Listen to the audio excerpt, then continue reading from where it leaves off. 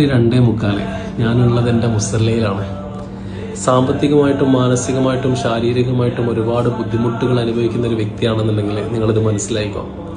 സാമ്പത്തികമായിട്ട് അങ്ങേയറ്റം ബുദ്ധിമുട്ട് അനുഭവിക്കുന്ന ഒരു മനുഷ്യനാണ് ഞാൻ. നാളെ എനിക്ക് ഒരുപാട് പേർക്ക് പേയ്മെന്റ് കൊടുക്കാനുണ്ട്.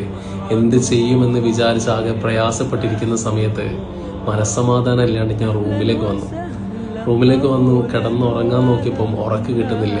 ആകെ ഒരു വേജാറും ഒരു വല്ലാത്ത പ്രയാസമൊക്കെ.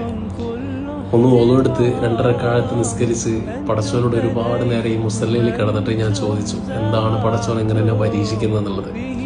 ഒരുപാട് നേരം പടച്ചോനോട് സംസാരിച്ചപ്പോൾ ഇപ്പം കുറച്ച് മനസ്സമാധാനമുണ്ട്. നമ്മളെ വീണ്ടും പടച്ചോൻ പരീക്ഷിക്കും. പരീക്ഷണം വീണ്ടും വീണ്ടും തന്നുകൊണ്ടിരിക്കും. പക്ഷേ നിന്റെ മനസ്സിൽ എവിടെയെങ്കിലും പടച്ചോനൊരു സമാധാനം തരുന്നുണ്ടെന്നുണ്ടെങ്കിൽ അത് പടച്ചോനോടുള്ള സംസാരത്തിലൂടെ ആയിരിക്കും, അല്ലെങ്കിൽ 5 നേരത്തെ നിസ്കാരത്തിലൂടെ ആയിരിക്കും. പടച്ചോനോട് ചോദിച്ചാൽ തരും.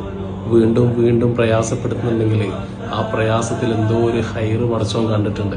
അതുകൊണ്ട് പ്രയാസപ്പെടണ്ട, പടച്ചോൻ കൂടെ തന്നെ ഉണ്ടാവും.